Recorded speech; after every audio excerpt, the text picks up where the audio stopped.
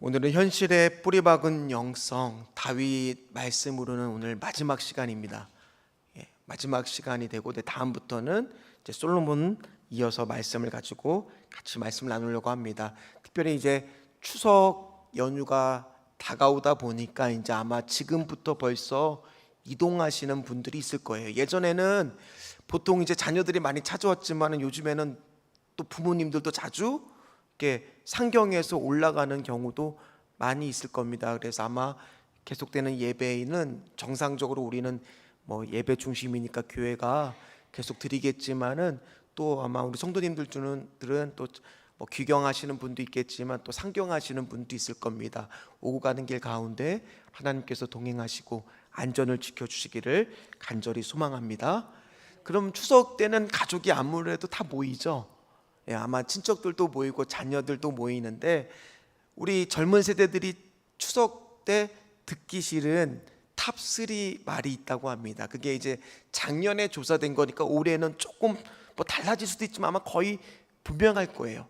그게 혹시 뭔지 아시겠어요?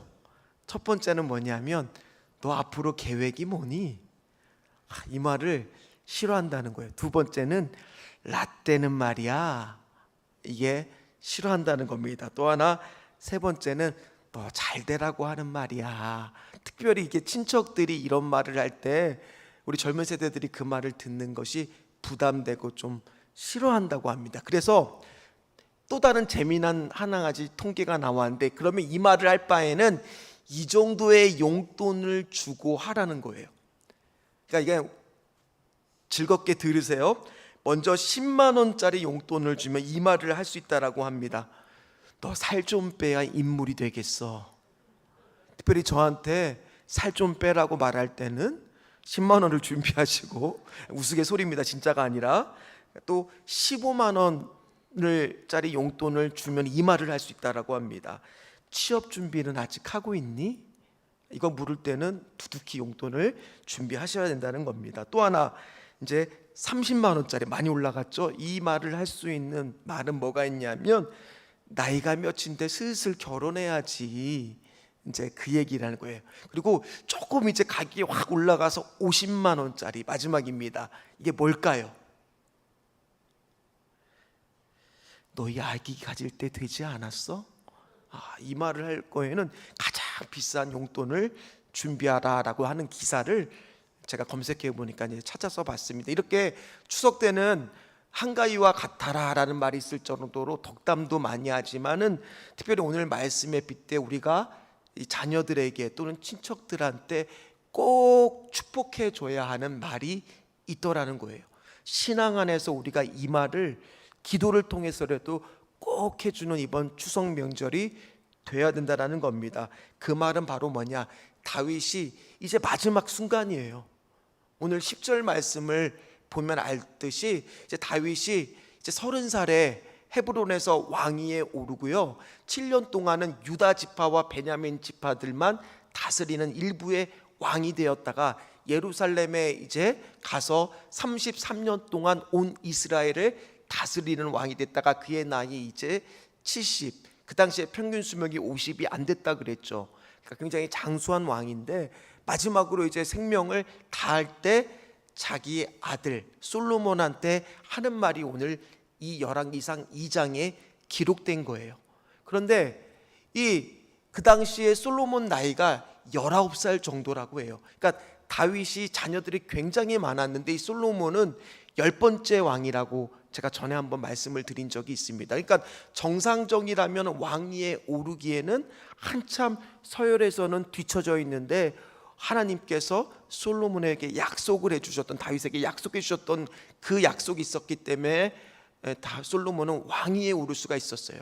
그러나 다윗의 입장에서 보기에는 솔로몬은 어떤 왕이겠어요? 이제 막 아버지가 보기에는 20살도 안 된 솔로몬을 보면서 어떤 마음이 들겠어요? 제가 잘할 수 있을까? 이런 생각이 마음이 안 들었겠어요. 나는 이제 함께 못 해주는데. 그러니까 그때 어떤 말을 해주고 싶었느냐, 오늘 그게 2절부터 나온다는 겁니다. 2절 말씀 한번 같이 읽도록 하겠습니다. 내가 이제 세상 모든 사람이 가는 길로 가게 되었노니 너는 힘써 대장부가 되고. 아마 거의 이제 마지막 순간, 모르긴 몰라도 다윗은 아마 일어나지 못하고 침실에 침대에서 누워서 이 말을 하고 있을지도 모르겠어요. 그리고 앞에 1장의 말씀을 보면 더 이상 몸이 따뜻해지지 않는다 그랬으니까, 저도 성도들의 임종을 사역하면서 보러 간 적이 있었지만, 특별히 병원에서 아프신 가운데 임종을 거의 이제 숨을 거두기 앞서서 있을 때는 말도 못하시고, 또 평상시에 봤던 모습보다는 굉장히 깡마르게 말라 계셔서 손목에 이렇게 마디를 보고 있으면 금방이라도 이렇게 진짜 뼈밖에 안 남은 그런 모습을 볼 때가 있어요. 그러면서도 말은 못하며 산소호흡기를 하고 있지만은 눈가에 눈은 촉촉하게 하시는 거. 그러면서 거기서 제가 예전에 기도를 해드린 적이 있었는데, 기도를 하면 눈가가 더 촉촉해지면서 마음속에 저도 저희 부모님이 아니지만 뭉클뭉클해지는 무언가를 느꼈던 적이 있었습니다. 아마 여기 계신 분들 중에서, 저는 아직 그런 경험이 없지만 부모님을 임종을 보셨던 분들이 있다라면, 아마 그 순간, 마지막 순간 부모님이 무슨 말을 했다라면 그 말은 이 부모님이 정말 자녀한테 해주고 싶은 말, 완전히 정수가 담긴, 엑기스가 그대로 담긴 말을 하지 않았겠습니까? 이미 다윗은 누워 있는데 젊었을 때의 그 패기가 넘쳤던 모습은 온데간데가 없었을 겁니다. 골리앗과 싸웠던 모습도 이제는 사라져 있었을 거고요. 다윗의 젊었을 때의 그 모습은 없고 안쓰럽기까지 한 그런 모습으로 아마 누워 있었을 겁니다. 그의 인생은 지금까지 정말 파란만장했잖아요. 요즘으로 치면 다윗은 어떤 사람이냐? 일종의 왕의 자식으로 태어난 사람이 아니잖아요. 그러니까 왕위에 오르기까지 자수성가한 사람이잖아요, 어떻게 보면요.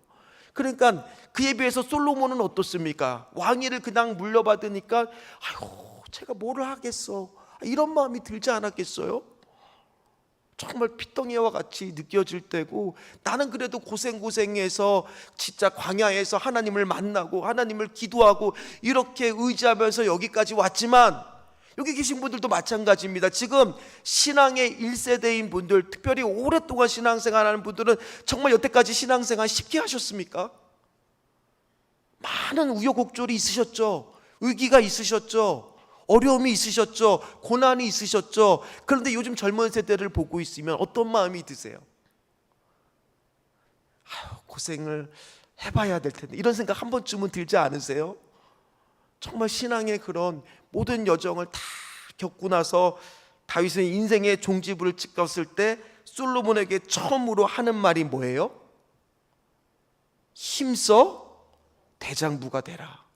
약간 조금 의외이지 않으세요? 이 말을 딱 듣는 순간 내가 알고 있는 다윗이라면 왜 이 말을 했을까 궁금하지 않으세요? 우리가 알고 있는 대장부라는 뜻은 담대하라는 건가? 용맹하라는 건가? 아니면 남자다우라는 건가? 우리가 알고 있는 뜻은 그렇잖아요. 그럼 진짜, 아니 다윗이 내 아들한테, 자기 아들한테 마지막 힘써 대장부가 되라, 진짜 이 말을 했을까 궁금하지 않으세요? 그럼 이 말의 뜻은 우리가 알고 있는 그 뜻이 맞을까요? 아닐까요? 아니라는 거겠죠. 정말 힘써 대장부가 되는 길은 뭐냐? 오늘 3절을 말하고 싶어서 그 말을 한 겁니다. 이것이 힘써 대장부가 된다는 뜻이라는 거죠. 그게 바로 뭡니까? 우리 3절 말씀을 같이 읽도록 하겠습니다. 내 하나님 여호와의 명령을 지켜 그 길로 행하여 그 법률과 계명과 율례와 증거를 모세의 율법에 기록된 대로 지키라. 그리하면 내가 무엇을 하든지 어디로 가든지 형통할지라. 아멘. 혹시 이 말씀이요, 우리가 함께 읽었지만 어디서 본 듯한 말씀 아닙니까? 혹시 어디서 본 듯한 건지 기억나세요? 그렇죠. 역시 우리 신전주교회 성도님들은 실력이 있으시고 영성이 아주 뛰어난 분들인 줄 믿습니다. 우리가 여호수아 처음에 말씀을 봤을 때 1장 거기서 7절에서 9절 말씀에 있는 말씀하고 거의 흡사한 거예요. 여호수아가 두려움에 떨고 있을 때 신앙 가운데에서 서 있다고는 하지만 이제 처음으로 리더의 자리, 중요한 자리, 본인의 신앙을 지키는 것도 중요하지만 본인의 결정 하나가 한 나라를, 한 민족을 좌지우지하는 거잖아요. 여기 계신 분들도 가정에서는 다 뭐예요? 신앙의 리더시잖아요. 그럼 여기 계신 분들의 결정 하나가 그 가정의 신앙적 운명도 바뀌게 된다라는 뜻이잖아요. 그 중요한 순간 여호수아한테 하나님이 어떤 말씀을 주셨냐? 우리 7절부터 9절까지의 말씀을 한번 같이 읽어보도록 하겠습니다. 오직 강하고 극히 담대하라. 나의 종 모세가 내게 명령한 그 율법을 다 지켜 행하고 우로나 좌우로나 치우치지 말라. 그리하면 어디로 가든지 형통하리니 이 율법책을 내 입에서 떠나지 말게 하며 주야로 그것을 묵상하여 그 안에 기록된 대로 다 지켜 행하라. 그리하면 내 길이 평탄하게 될 것이며 내가 형통하리라. 내가 내게 명령한 것이 아니냐? 강하고 담대하라.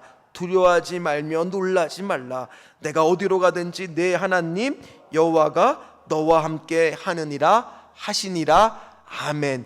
담대해서 남자다워서 내가 힘이 좋아서 대장부가 되는 게 아니라 하나님께서 은혜를 주셔서 함께 하시니까 내가 강하고 담대할 수 있는 믿음이 생기다 보니까 내가 대장부가 되어져 가는 거인 줄 믿습니다. 오늘 그게 대장부가 되라는 뜻이에요. 오늘 이 말씀을 가지고 특별히 우리 사랑하는 자녀들이 명절에 올 거 아니에요? 만날 거 아니에요? 그러면 특별히 이 말씀으로 축복해 주시기를 간절히 소망합니다. 제가 이제 내려가시다 보면 아시는 분 알겠지만 이번에도 추석 예배지를 만들었어요. 그래서 새벽 예배 때나 수요예배 때는 말씀에 광고를 해드렸지만 또 이제 모르셨던 분들은 내려가시다 보면은 그 헌금 놓는 그곳에 이게 1층에 이게 비치되어 있을 겁니다. 그래서 가족 수만큼 가져가셔서 특별히 이번 추석 명절도 그래서 시편 말씀이긴 하지만 그게 이제 다윗에 대한 말씀이에요. 다윗의 시입니다. 그걸 통해서 같이 예배를 드리면서 우리 자녀들에게 우리가 해줄 수 있는 거는 용돈 두둑히 주는 거 아니에요. 건강 너희들 잘 왔다고 이렇게 뭐 하는 게 아니라 뭐를 빌어줘야 되겠어요?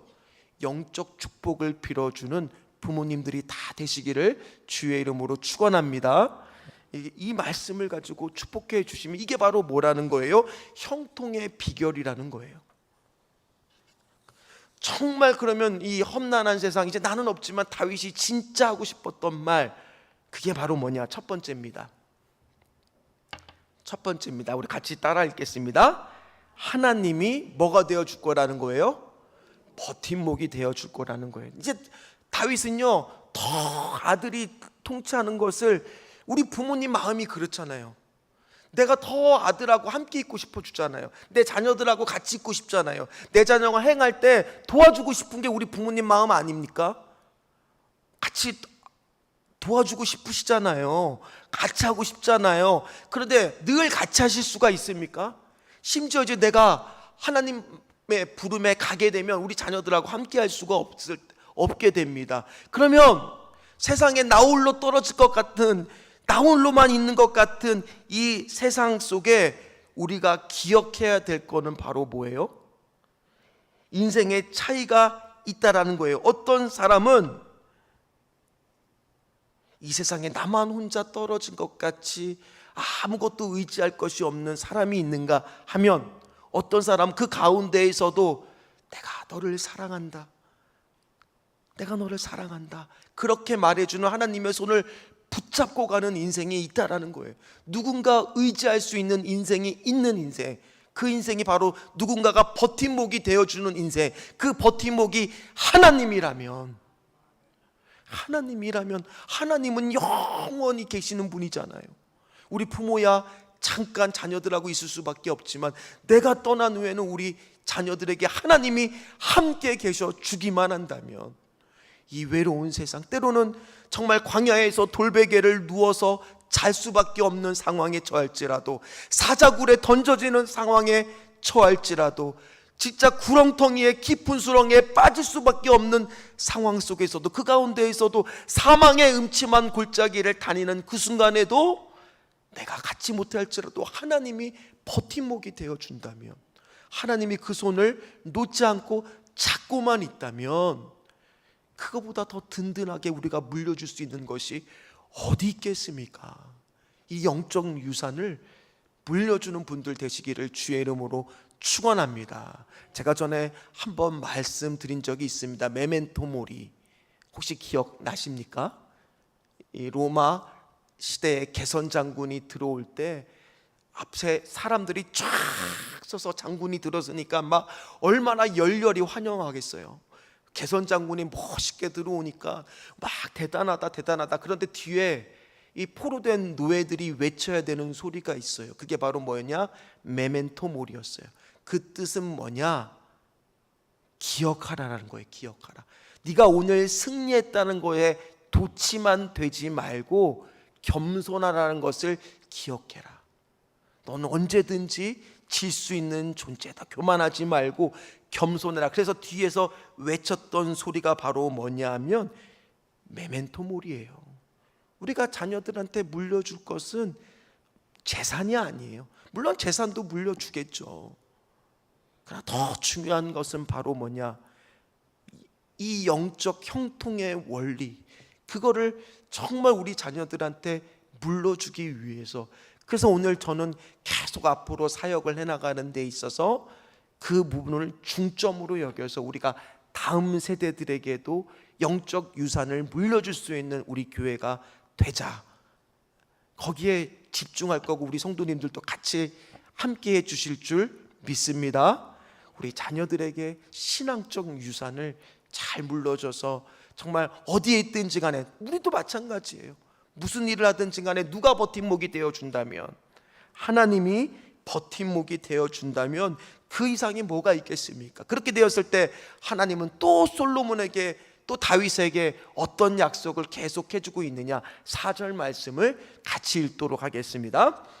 여호와께서 내 일에 대하여 말씀하시기를, 만일 내 자손들이 그들의 길을 삼가 마음을 다하고 성품을 다하여 진실이 내 앞에서 행하면 이스라엘 왕위에 오를 사람이 내게서 끊어지지 아니하리라 하신 말씀을 확실히 이루게 하시리라. 아멘. 이미 다윗은 언약을요, 사무엘하 7장에서 나단 선지자를 통해서 중요한 장이라고 제가 말씀을 드린 적이 있습니다. 이미 말씀해 주셨어요. 그럼에도 불구하고 오늘 또 한 번 확실하게 이루게 될 말씀을 약속해 주시는 것은요, 조건이 있다는 거예요. 조건이 뭐뭐 하면. 형통의 비결도 그냥 하나님이 막 형통하게 해주겠다는 게 아니라 조건이 있었죠. 그 조건이 뭐예요? 그 조건이 뭡니까? 하나님의 말씀 안에 거하는 거예요. 하나님 안에 거하는 거예요. 신약 성경으로 말하면 요한복음 15장의 포도나무에 우리가 가지처럼 사는 인생이 되었을 때 하나님이 형통케 하는 거예요. 거기서 어긋나는 순간 우리는 하나님의 그 형통의 은혜를 받지 못하는 거예요. 따라서 오늘 명확합니다. 말씀은 하나님의 말씀 안에 거하는 자가 되라. 그것이 네가 앞으로 왕위가 너의 밑에서 계속 끊어지지 않게 나오게 되는 확실한 말씀의 원리다라고 말씀해 주고 있는 거예요. 그래서 저희가 여기 딱 보면 우리 하나님의 형통 원리 간단하잖아요. 고 행하라. 그건 뭐예요? 하나님이 우리와 함께 하게끔 계속 그 안에 거하는 거고, 노고 가지 말아야 될 건 분명합니다. 뭐예요? 말씀을 떠나서 사는 삶. 그럼 형통이 뭐 한다는 거예요? 끊어진다라는 거예요. 그럼 형통이라는 건 결국 뭡니까? 하나님이 나의 버팀목이 되어주고 하나님과 내가 함께하는 거, 그 원리라는 거예요. 그 은혜를 누리시는, 특별히 이번에 추석 때 그 마음으로 우리 자녀들에게 우리 예배 시간에 축복해 주시는 분들 되시기를, 그런 축복의 가정 되시기를, 형통의 가정 되시기를 주의 이름으로 축원합니다. 그게 바로 솔로몬의 축복의 전주곡이에요. 축복을 받는 거예요. 앞으로 어떻게 축복의 노래가 막 그 가정에서 울려 퍼질지는 바로 뭐냐, 그의 왕국이 든든하게 서는 원리는 바로 뭐냐, 하나님의 안에 거하는 거예요. 그래서 우리 자녀들도요, 앞으로 이제 정말 이 AI 시대, 어떻게 바뀔지 모르는 이 미래가 불투명한 시대에 살고 있잖아요. 시시각각 변하고 뭐 어떻게 되는 세상인지 너무나 그냥 우리가 따라갈 수도 없는 그 불투명한 시대. 그래서 드보르작은 신세계의 고향국에서 그 미래의 그 불투명한 신세계를, 그는 특별히 이제 이민을 와서 미국이란 땅을 처음 밟았을 때 처음엔 다 뭐가 있느냐, 미래에 대해서 어떤 마음이 있어요? 두려운 마음이 있어서, 예전에도 한번 제가 말씀드린 적이 있지만 그 음악이 그거였잖아요. 빠밤 빠밤 빠밤 빠밤 빠밤 빠밤 빠밤. 그 조스에 나오는 그 두려움들이 다 있지만 그 두려움의 가정을 지나고 나면 새로운 세계가 열리면서 음악이 어떻게 바뀌느냐, 빰빰빰 빰빠밤 빰빰빰빠밤. 음악 다 들어보셨죠? 얼마나 경쾌하고 아주 기쁜 음악으로 바뀌는지 몰라요. 지금 당장은 우리가 하나님이 버팀목이 되는 거 자녀들한테 말했을 때 자녀들이 다 받아들이는 거 아닐 겁니다. 그럼에도 불구하고 우리는 말해야 될까요? 그만 말해야 될까요? 그냥 그거를 말을 할 때 기도로서 하면은 받아들여요. 그냥 우리가 대놓고 너 하나님 잘 이렇게 말하니까 뭐처럼 들려요? 듣기 싫은 소리처럼 들리지만 축복 기도로 하면은 자녀도 듣습니다. 내가 엄마가 아빠가 너한테 오늘 좀 기도 좀 해주고 싶다. 그러면 축복 기도인데 자녀들이 받으려고 할 거예요? 안 받으려고 할까요? 낯설죠, 서로. 근데 손 꼭 잡고 기도해 주는 거예요. 우리 자녀들한테 축복으로 오늘 이 말씀을 그대로 읽어만 줘도 그것이 은혜가 되고 축복이 될 줄 믿습니다. 말씀은 역사하는 힘이 클 줄 믿습니다. 살아있는 줄 믿습니다. 그래서 이번에 꼭 가정 예배 드리면서 우리 자녀들, 뭐 믿는 자녀도 있을 거고 믿지 않은 자녀도 있을지도 모릅니다. 그러면 그냥 이 말씀을 가지고 그대로 축복해 주십시오. 그러면 어쨌든 간에 들을 거고 심겨지시게 될 줄 믿습니다. 인생의 등비빌 언덕, 그것도 그 등비빌 언덕이 뛰어나고 도저히 비견될 수 없는 하나님이라면 얼마나 앞으로 그 인생 가운데 행복하게 될 줄 모른다는 거 아닙니까? 그러니까 그 행복과 형통의 은혜를 우리가 꼭 우리 자녀들에게 이번 추석 때 기도하고 우리 가정에게 그런 기도가 흘러 넘치시기를 주의 이름으로 축원합니다. 아무도 없는 것 같은 인생이지만 하나님이 우리와 함께 한다면, 하나님이 든든한 버팀목이 된다면 솔로몬을 하나님께 맡기고 갈 수 있는 다윗이었다는 얘기예요. 그리고 나서는 그의 인생에서 마지막 유언으로 또 하나, 두 번째입니다. 오늘 같이 읽도록 하겠습니다. 같이 읽겠습니다.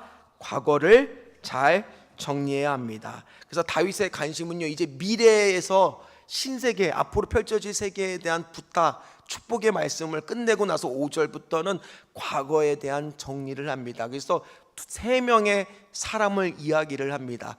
은원 관계를 확실하게 합니다. 근데 그것이 오해할 수가 있어요. 아니, 다윗이 뒤끝이 있나?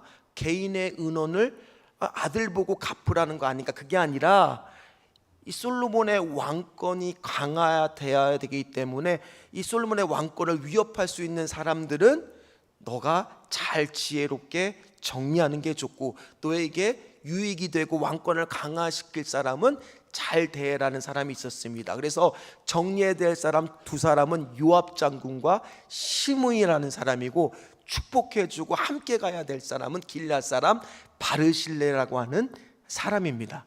그러면 이 사람들이 도대체 어떤 사람이길래 그렇게 말하느냐? 자, 요압 장군은 어떤 사람이에요? 다윗이 모든 전쟁에 있어서 굳은 일을 도맡아 할 수 있는 사람, 그 군대 장관이 누구였습니까? 요압이었어요.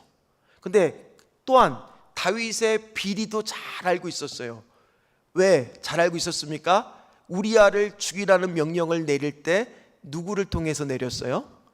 요압 장군을 통해서 내렸잖아요. 그러니까 다윗의 모든 약점까지 너무 잘 알고 있어요. 그러다 보니까 그동안 다윗이 분명히 이 사울의 군대 장관 아브넬과 이 압살롬의 군대 장관 야마샤를 살려두라고 했을 때 그 명령을 어기고 사사롭게 해친 사람, 또 다윗이 그의 아들 압살롬한테 그 송에 좀 정을 좀 두라라고 부탁을 했을 때 그걸 무시하고 아들 압살롬을 죽였던 사람 다 누굽니까? 요압 장군이었잖아요. 그러다 보니까 이 요압 장군은 또 심지어 왕위에 오를 때 솔로몬 편에 든 게 아니라 누구 편을 들었어요? 아도니아 편을 들었던 사람이잖아요. 그러니까 앞으로 군부에서 막대한 영향력을 미칠 요압 장군이 계속 있으면 누가 통치하는데 분명히 힘든 사람이 되겠어요? 솔로몬이 통치할 때 힘든 사람이 될 거 아닙니까? 그래서 이렇게 정리하다라고 말했고, 또 하나 시므이라고 하는 사람은 누구냐?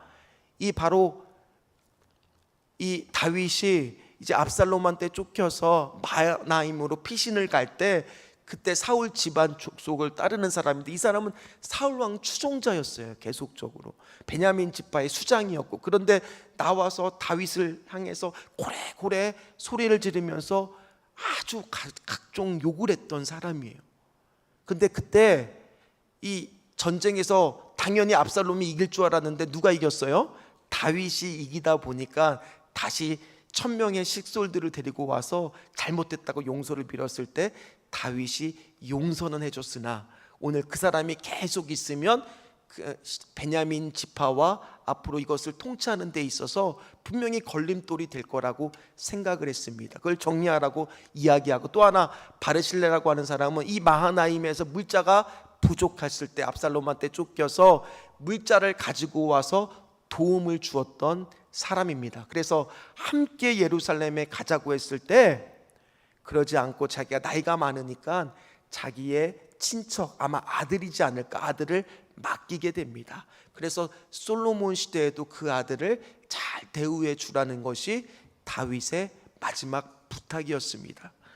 오늘 제가 열심히 지금 이렇게 설명을 하니까 다들 머릿속이 지금 목사님이 저렇게 랩을 하는 것처럼 속삭포로 얘기하는데 잘 기억이 안 나실 수도 있어요. 괜찮습니다. 중요한 건 오늘 제가 설명을 드린 거는 이 인물이 누군지를 말한 거고, 결론은 뭐냐? 분명히 우리가 추석 때 다 모였을 때는 그 안에서 껄끄러운 사람도 있을 것이고, 또 어떤 사람 반가운 사람도 있을 것입니다. 그 모였을 때 그러나 우리가 해야 될 것은 바로 뭐냐? 누군가에게 우리가 그런 관계가 되기를 간절히 축복합니다. 어떤 관계요? 바르실레와 같은 분들이, 여기 계신 분들이 다 되시기를 주의 이름으로 축복합니다.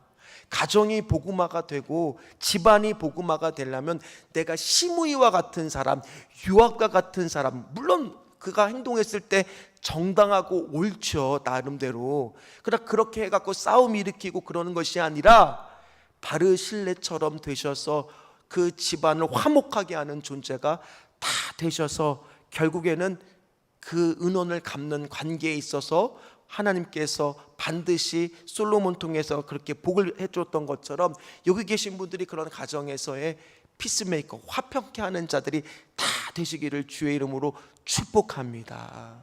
그래서 가정에 있어서의 복음을 확장시키고, 또 믿지 않은 친척들이 있다면, 가족들이 있다면 하나님을 알게 하는 그 복음의 귀한 앞에 서시는 분들 되시기를 주의 이름으로 축원합니다. 말씀을 마무리하겠습니다. 제가 금요철아 오늘 특별히 명절이 있어서 설교를 한 페이지를 덜 썼어요. 할렐루야.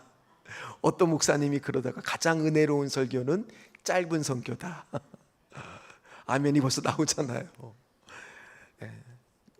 그래서 솔로몬도요, 이거를 인생에 있어서의 이 경험을 했을까요? 못했을까요? 비록 그가 말년에는 하나님을 떠났지만은 그가 쓴 성경 중에서 가장 늦게 쓴 성경인 전도서를 보면은 12장 7절에 그도 이렇게 고백을 합니다. 전도서 12장 7절 말씀입니다. 같이 읽도록 하겠습니다. 흙은 여전히 땅으로 돌아가고 영은 그것을 주신 하나님께로 돌아가기 전에 기억하라. 아멘. 솔로몬도 이 말씀을 다 지키지는 못했지만 그도 뭐 한다는 거예요? 알고는 있었다라는 거예요. 경험도 했었다라는 거예요. 그래서 오늘 이렇게 전도서 말씀에 그가 기억해야 된다.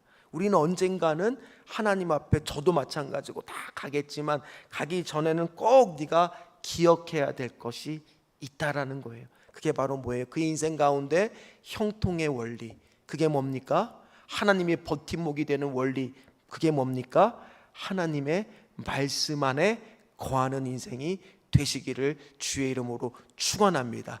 이거는 절대로 변하지 않는 하나님의 말씀의 진리일 줄 믿습니다. 두 번째는 뭐예요?